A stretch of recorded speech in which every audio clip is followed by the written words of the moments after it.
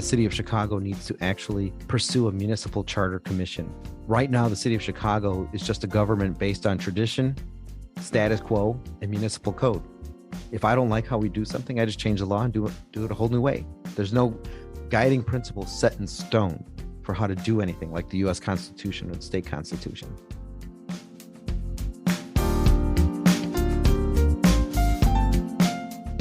Hello, and welcome to Meet Your Alderman. I'm Sarah Scott, excited to watch the Chicago Marathon for the first time this fall. And I'm Eric Eber, who's still optimistic that the Bears will have a decent season this year, at least for the next week. We spoke to Alderman Raymond Lopez of the 15th Ward, which covers parts of Back of the Yards, Gage Park, Brighton Park, and West Englewood. Back of the Yards is the most famous of these neighborhoods and harkens back to a time gone by. As the name implies, Back of the Yards is situated just south of the Union Stockyards, a gigantic meatpacking district that operated for over 100 years and helped put Chicago on the map. Carl Sandburg's famous description of Chicago, the hog butcher of the world, references the Union Stockyards. There's so much I can say about the stockyards, but we'll just suffice it to say that the stockyards both fed America while also condemning poor European immigrants to brutal and deadly working conditions. A lot has changed since then.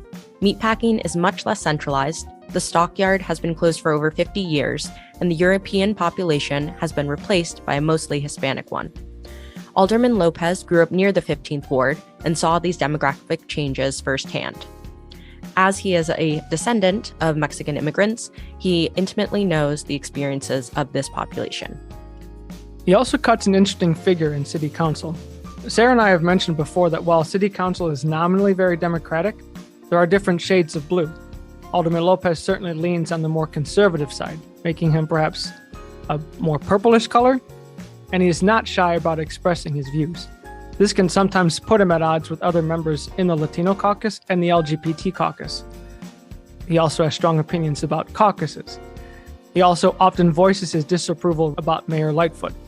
This is partly to be expected. Of the 15 aldermen not seeking re-election, Alderman Lopez is one of the three that is looking to unseat Mayor Lightfoot in the upcoming mayoral race. Along with having strong opinions, Alderman Lopez also has very specific opinions.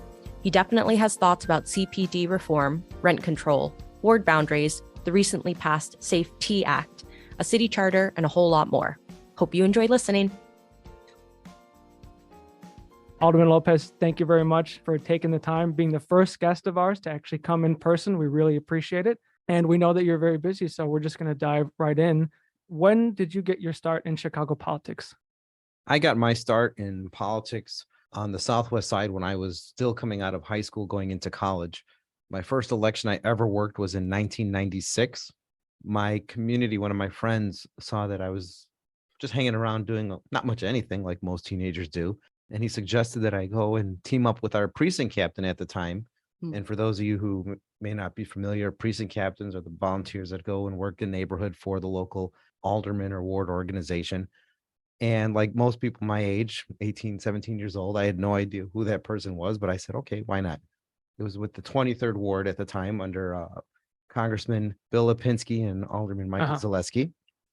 They brought me in, showed me the ropes, and I became immediately hooked on this idea of being able to help my community work in the precinct that I lived in, get them out to vote, and also show the connectivity between politics and city service and getting things from politicians who otherwise would not pay attention to you if you did not come out and vote in force. Right. And so that's 23rd Ward. So what neighborhood is that?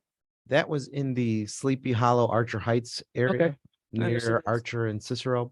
And I know, we definitely want to get into like your political outlook. We'll kind of preface it here. So you grew up around Archer Heights. You also worked for Bill Lipinski. So now that's I believe the term Blue Dog Democrat would apply there. So how did growing up in Archer Heights and also working for Bill Lipinski kind of shape your own political views and outlook? Well, I think like many people on the Southwest side, we have more of a conservative outlook on things, tend to be, especially when it comes to government, more fiscally responsible. We have believe in some social progress, but we're not like the super uber left, of politics. Just a regular Catholic raised guy from the Southwest side, from parents who were hardworking individuals, growing up as a blue collar kind of person who focused on more pragmatism than idealism. And I think that's kind of what's carried me in my tenure here as alderman of the 15th Ward. Right. And then that's a great segue then. So Yeah. I teed it up perfectly. You for did. you. You really good. Yeah. So obviously you have one of the wards with kind of a weird shape. For listeners who don't know, the 15th Ward is part of West Englewood, part of Back of the Yards. You have some of Brighton Park. At Gage Park. Yes. Right. So how does this kind of affect ward services since you've been in office, and are constituents ever confused about which ward they might live in?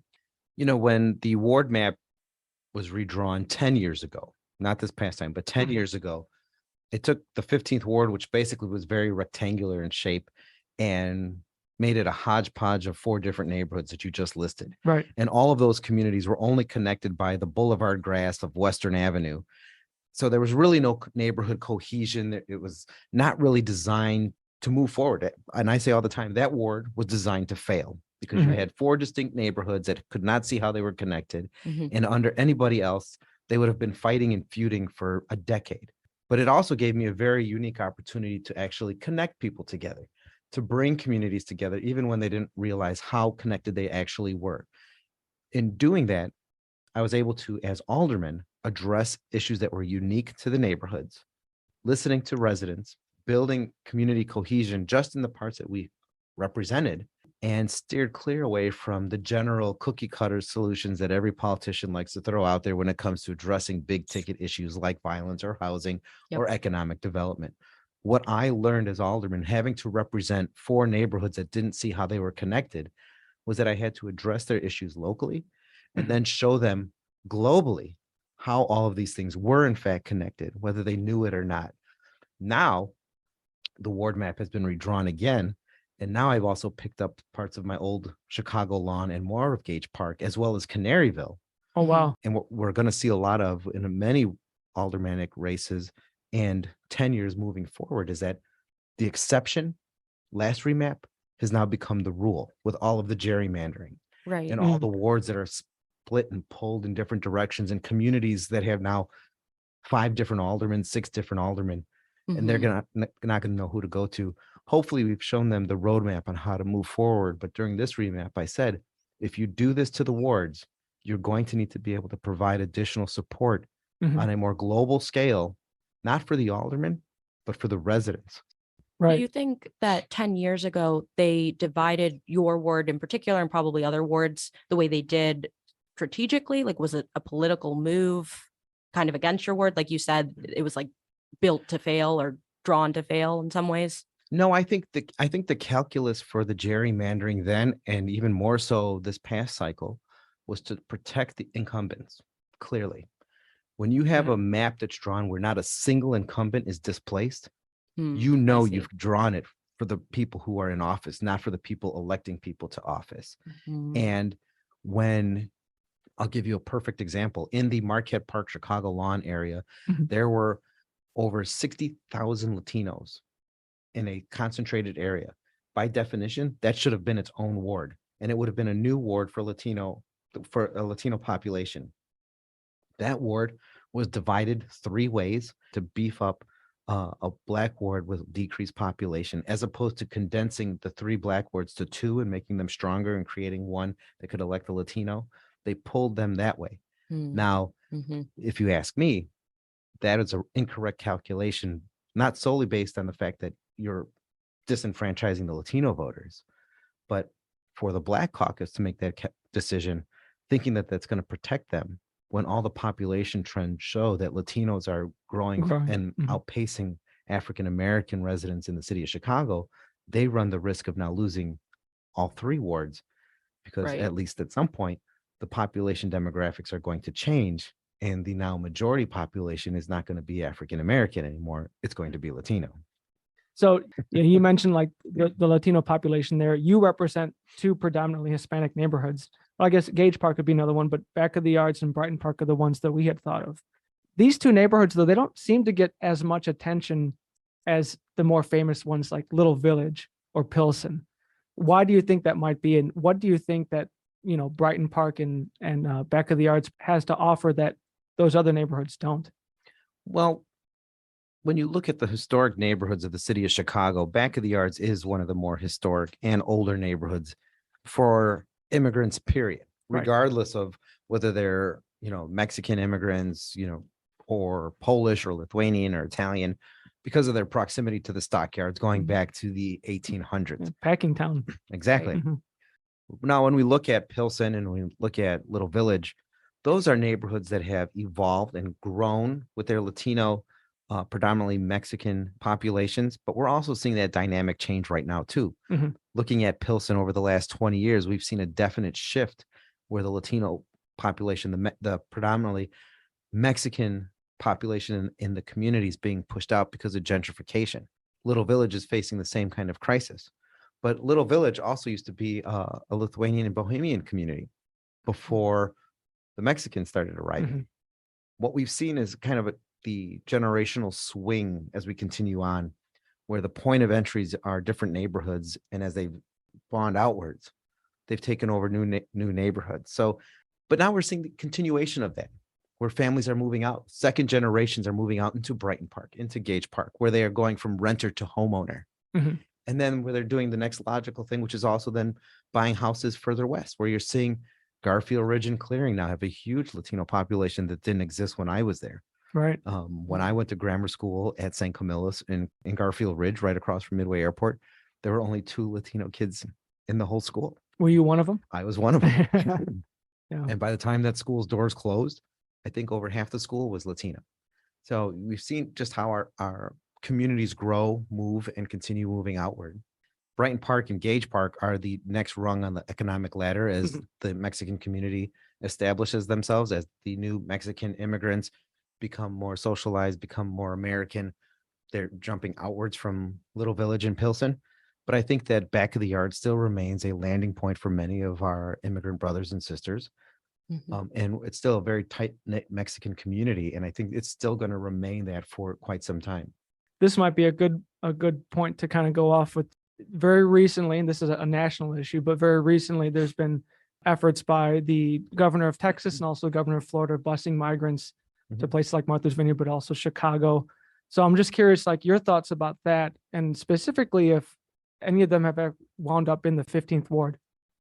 To my knowledge, no. All of the Boston, Venezuelan, now asylum seekers have not made their way to my ward.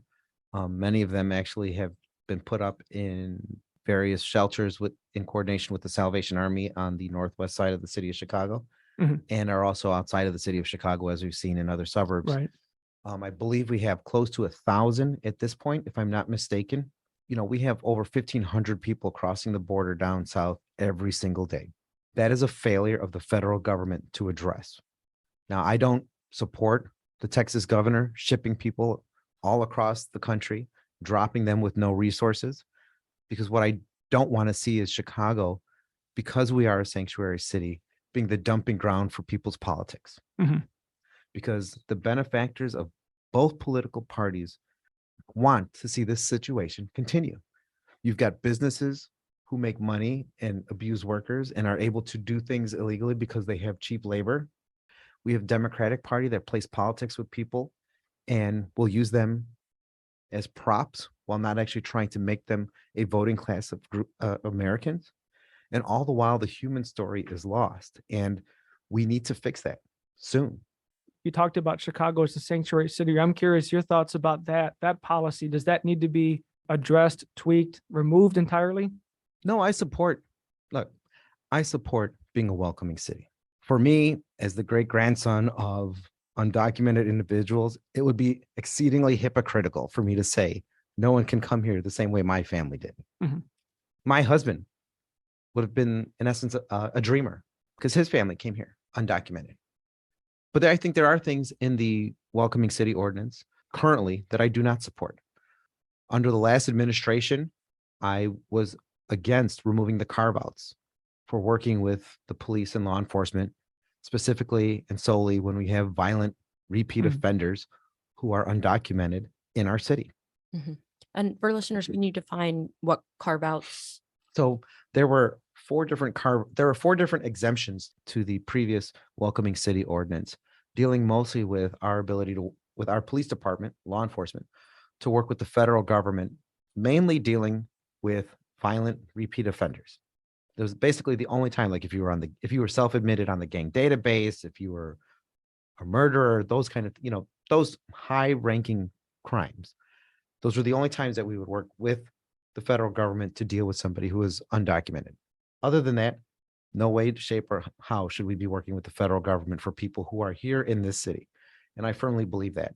And I still believed it when this administration removed it. That's why I voted against it, because I think that there are individuals who, if they are here trying to pursue the American dream, if they are here trying to build for their families, if they're here trying to be positive, contributing members to our society, I don't care how you got here.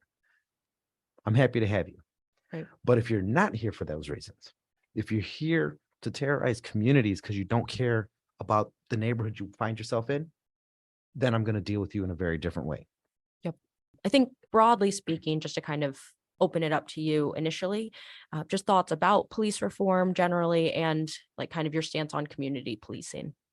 Well, I don't think it's a secret to any of your listeners that I am very much in favor of policing and holding criminals accountable and making communities safe. And if you didn't know, now you do. But I also know, representing the communities that I do, that not everyone sees police in the same way that I do. And that is why it surprised so many when I voted in favor of civilian oversight and giving individuals in the community the opportunity to have a say in policing in the city of Chicago. When I grew up on the Southwest side, many of my neighbors and friends and their parents were police officers. When police interact with you in certain neighborhoods, the reactions are very different. The perceptions are very different than they are in other neighborhoods, like West Englewood. I'll never forget the first time I was in the community and saw police officers pull over to talk to a young boy a decade ago. It was hands up on the hood, and he wasn't even told. That was just the natural reaction to what he had been conditioned to do whenever he saw a police officer. That is not how those interactions should go. That's not the interaction I grew up with. And that is why there were so many different levels of how people view law enforcement. If you want to correct that, you have to hit the reset button. Because if you don't, all of those negative interactions from the past will seep up again. They fester. It's a wound. And if you don't address it and heal it, you're never going to be able to move forward. That is why I voted the way I did for civilian oversight. That is why I continuously try to make sure that people understand that we are not dealing with an invading force, but the sons and daughters of Chicago when you're dealing with police officers, and that we find ways to actually work together and show that the first interaction for a young person with police officer doesn't have to be negative. That sometimes it's just the basic common sense things like having an officer friendly talk to someone who's first or second grade can mean a world of difference in that young person's life, as opposed to their first interaction being hands on the hood, what's in your pockets. Digging into specifics, this is something that you supported on Twitter. You talked about ending merit promotions within CPS and also creating a leadership. CPD. I'm sorry, not CPS. CPD. Thank you. Ending merit promotions there and also creating a leadership pipeline within the academy, also allowing lateral transfers. Can you just explain those positions and why you support them? Absolutely. So those three positions deal with public safety and with our Chicago Police Department. Right now, we've seen about 2,000 individuals retire or leave the city of Chicago's police department, bringing us down from 12,000 to under 10,000 sworn officers right now. And we've seen the impact of having a reduced police force on our city. We have officers who are overworked, get days off canceled weeks and weeks at a time. Mm-hmm. The officer is exhausted, delivering poor or diminished public service, because anyone who doesn't get a break is never happy to be there. I don't care what job you do. We have really come up with no ways to create a better police force. It's strictly a reactionary department, both internally as well as externally. And that has failed the city of Chicago. Some of the things that I propose to do include, first off, lateral transfers. And that is when an officer transfers out to another jurisdiction, say they go to the suburbs or they go to another state, generally speaking, they're allowed to go with whatever rank that they left. So if you have a officer or sergeant goes to a different department, they'll probably accept them as a sergeant. Mm-hmm. Chicago doesn't allow that. You could leave as a sergeant And if you wanted to come back, you'd have to start at the bottom through the academy all over again. Even if you went through our academy and left to go work for the Berwyn Police Department, that's a complete waste of time. So what I've proposed is eliminating the prohibition against lateral transfers. And I estimate that we could get between 400 and 600 officers back right off the bat. The other issues that we have dealing with merit promotion as well as leadership academy is that a number of reasons why people leave, aside from the leadership at the top, is the fact that they don't feel that they have a chance at getting promoted to sergeant, lieutenant, and so on and so forth. Other major cities, like New York, for example, have leadership tracks within their police department so that you can test in and you can do what you need to do internally to get promoted, to start learning what you could do to become a better, more qualified supervisor, superintendent, and so on and so forth. Right now in the city of Chicago, merit-based basically says if you're someone's friend, they could put in a recommendation and you'll get a promotion. If you're not one of the in crowd, forget it. That does not increase morale. And that is the biggest driver for why morale is so low in the police department right now. Then let's get rid of it.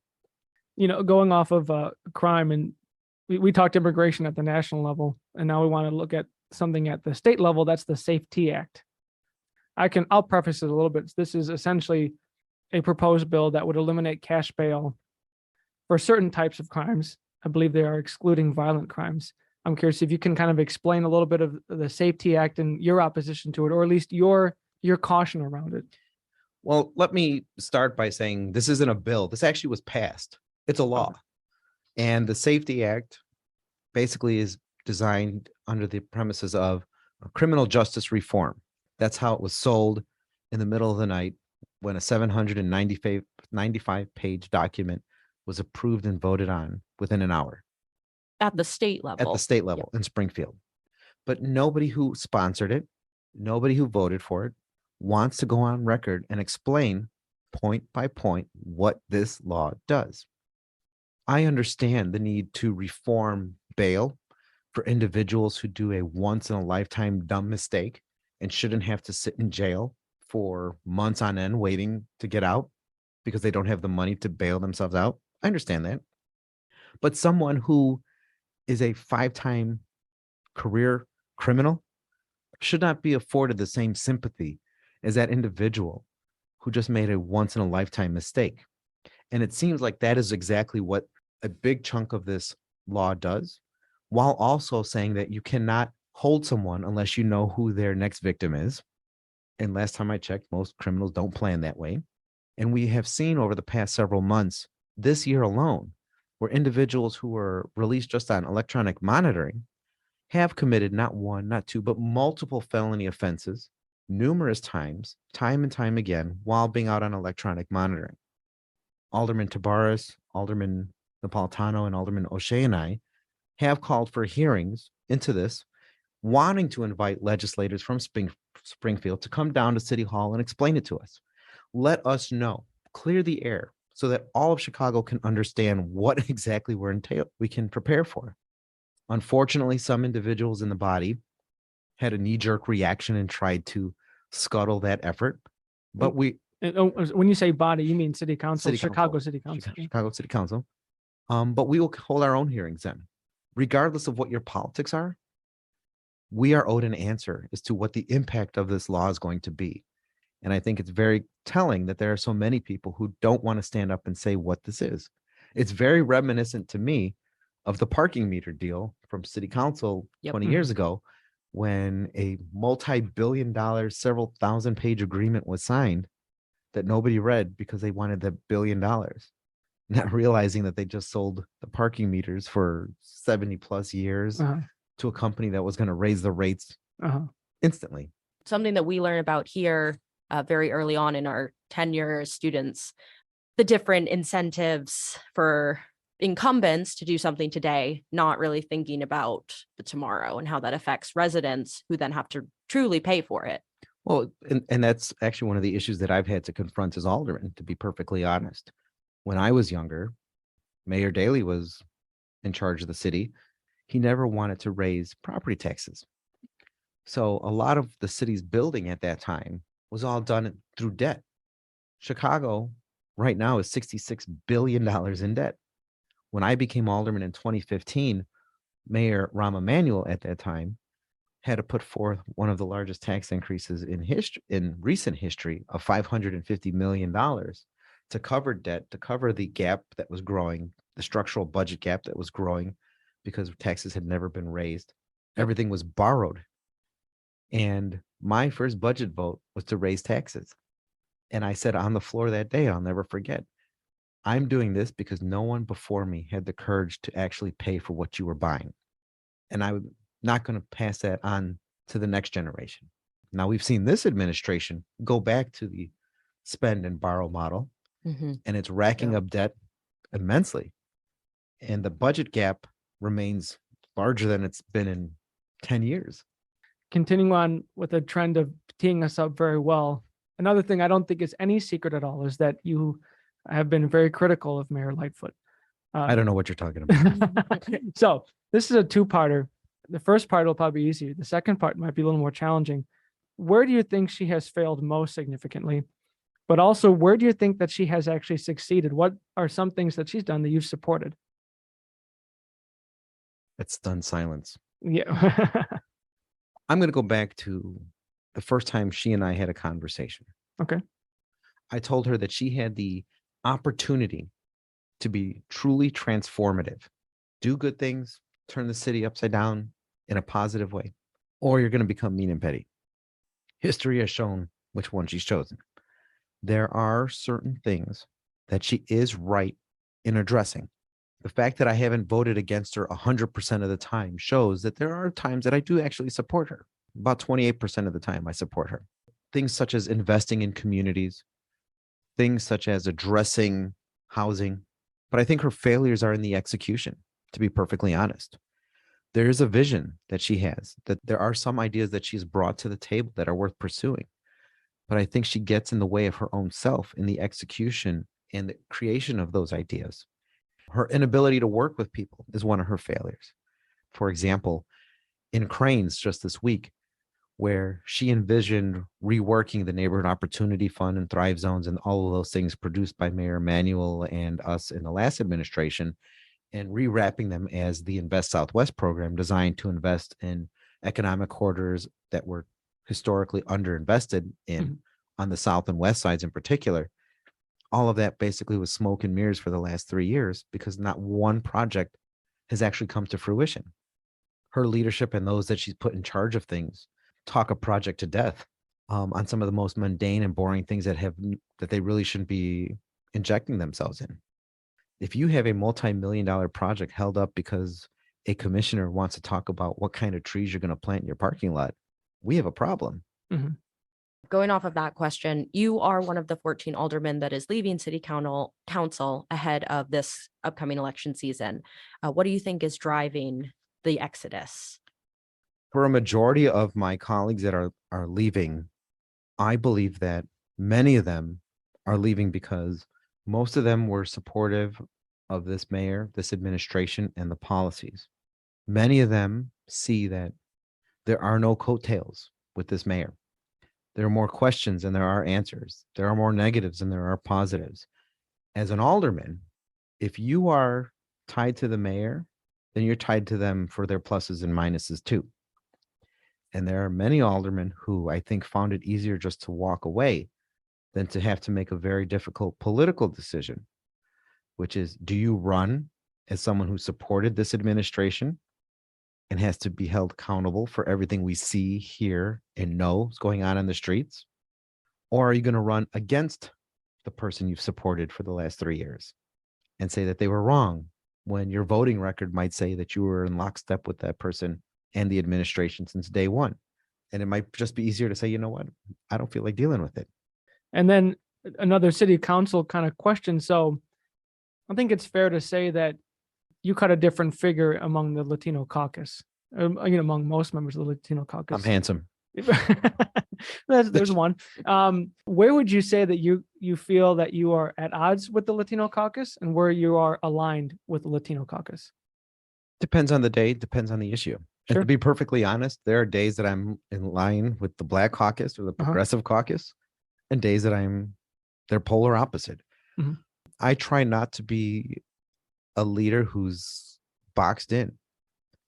There are things, I think, back even under the Emanuel administration, when there were members of the Latino caucus going back to the Welcoming City Ordinance, that were actively trying to remove some of those exceptions. I think I was the only one who stood up and said no. There have been times where I see the Latino caucus veering lefter than left.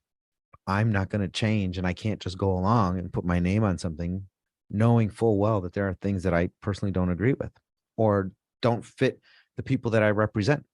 And the same goes true for the other caucuses. I believe that if we're focusing on doing what's right and focusing on ways to move forward, then I don't care what caucus you're going to be a part of. I'm there to help you. And there have been many times where I've given counsel to even the Progressive Caucus or even the Democratic Socialist Caucus. I have no problem helping people. That goes back to bringing back up Bill Lipinski and his model. You know, when he was in Congress, yeah, he might have been blue dog or whatever, you know, but he was able to work with both sides and bring people from different political views into consensus. And I think that's what we're missing in government right now. People who are focusing on consensus building and trying to be workhorses as opposed to standing away in the spotlight so you could be a show horse. And that's the path and model that I try to take. Do you know when the tradition of having caucuses started? Is it long running in city council, or was it to try to help different groups get more visibility in, you know, either the news or kind of the way they were voting as voting blocks? You know, I don't know the exact history of when some of the caucuses arose. Actually, the only caucus I remember from its inception was the LGBT caucus, being one of the founding members of it in 2015. That's probably the only one that I can singularly point my finger at and say, I remember that day. Yeah. I think the time of the caucuses has come to an end and needs to come to an end. Interesting. As we look and see how the maps are drawn, as we look and see how polarized our city has become, you know, this isn't the 1980s anymore, or even the 1970s. You don't need to just cluster behind your ethnic demographic. And what I also know and believe personally, going back to the shape of my own ward, is that there's no way I can justify joining one caucus and not another when I represent African Americans and Latinos. Because the message that sends to my residents is that I prefer one over the other. And as you look at the maps that are drawn and the politicians that are going to be elected in 2023 as aldermen or alderwomen, they're going to have to make a decision too, because they're going to have diverse wards like mine now. And they're going to have to choose, do I blatantly say I'm only one, or do I show that I'm for both? And unless they're going to be joining both caucuses, my recommendation is to join none. If you truly want to start getting the city together and stop ending the polarization that we see in our communities, it starts in that chamber. And that's why I've called and said that you have to have an independent map, draw these wards, divide them equally, regardless of incumbency and regardless of ethnic breakdown. Because I believe that if you have an alderman who only has to represent a 99% Black community, the likelihood of them wanting to know about any other issue is slim to none. Same for Latinos, same for whites, doesn't matter. It's only when you have to represent everybody that you start paying attention to all the needs. Yeah. I could not have been a successful alderman if I only focused on one ethnic group in my ward at the expense of the other. Could you briefly explain like your idea for how to draw an independent ward map? And I know that there was the people's map, which from what I understand didn't really get any support at all. That was, you know, a ward map kind of built by residents. This sounds a little different. Is that correct? No, it would be something similar to that. And actually, that is why I proposed that the city of Chicago needs to actually pursue a municipal charter commission. You know, right now, the city of Chicago is just a government based on tradition, status quo, and municipal code. If I don't like how we do something, I just change the law and do it a whole new way. There's no guiding principle set in stone for how to do anything like the U.S. Constitution or the state constitution. And I believe if we create a charter that demands and requires an independent commission draw the maps for the wards, then it takes it out of the hands of the politicians. And Chicago is then not bound by, whoever is in office Correct. during the next ward map. There's some foundation with which to build on. Correct. So the last city council centric question we have actually comes from a listener.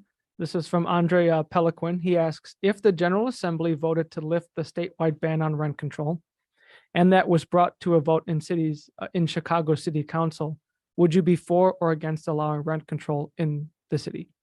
I'd be against rent control. Okay, and then can you explain that?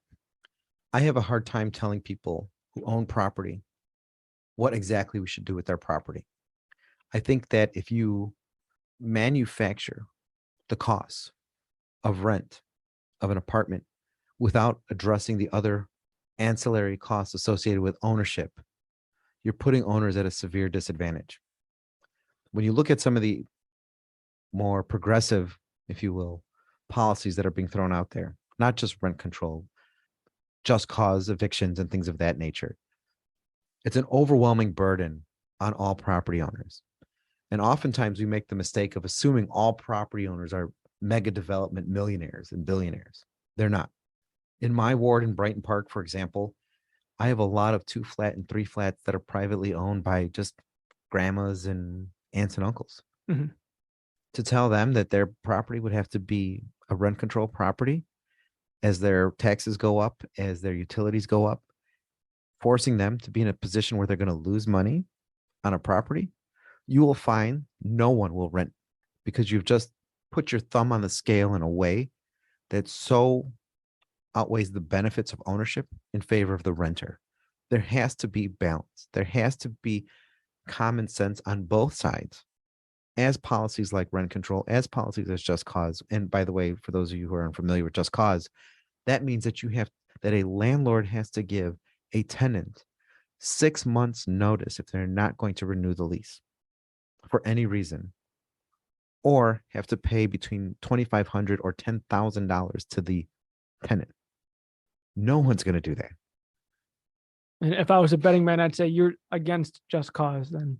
I am 100% against just cause. Yeah. But there has to be a balance. And there are things that you could do to address to make things easier and equitable. And I understand if there are things that people are trying to accomplish, then let's sit down and figure out what the end goal is. But you can't talk about these things in a vacuum. And too often you have housing providers who aren't part of the conversation, and you have renters who aren't part of the other side of the conversation. We have to stop talking at each other and start talking with each other. Mhm. Yep. Sure. So you recently expressed support for giving tax rebates for parents who send their kids to private school.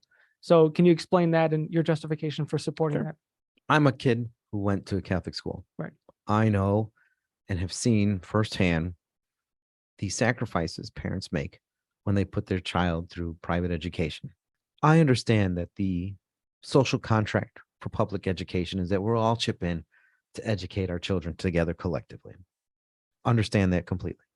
But I think that we also need to acknowledge that there are parents who pay and opt out of this system for various reasons and get nothing in return. They're actually paying 2 tuitions as opposed to just 1. So what I have said is that I am in support of some form of rebate for those parents who are in fact paying their property taxes and paying for tuition to send their children elsewhere. Would there be any type of salary cap for rebates, or anybody, regardless of how much you make, would be maybe eligible? This is a topic in progress. Yep. And the reason that I say that is because I know that the conversation about vouchers gets very volatile very quick. I know there's a lot of conversation with people who say you have to fund education, not systems. That turns very volatile very quick. I'm not saying that people shouldn't still pay in to help the Board of Education educate the masses of our students. But I do think that you have to acknowledge that some people are making a choice, and that if they're not getting the service that their tax dollars are paying for, that we should also recognize that as well. I do believe there should be caps. I do believe that we should take into account very socioeconomic issues. But at the end of the day, we have to have a conversation about this. So last question. Where is your favorite place to get non-deep dish pizza in the city? Non-deep dish. What kind of heathen are you? So when I am home, I love going to Falco's Pizza right off of Archer in California for a thin crust sausage giardiniera pizza. You cannot go wrong with a sausage giardiniera pizza. Now I wonder how they make it. I wonder if they put the giardiniera on first and then bake it, or they put the giardiniera. They do that? Oh yeah. So it's hot. Oh yeah. Hot giardiniera. Well, is it? Do you get spicy giardiniera? That's the only thing I eat. Okay. If you're not sweating, you're not eating. Great. Thank you so much for coming in. Again, our first interview in the studio. And, we're really excited to put this episode together. We're thrilled to have you for sure. Thank you both. Thank you for allowing me to be here to break in the post-Zoom era of interviews. And great. Thank you both for having us. Thank you.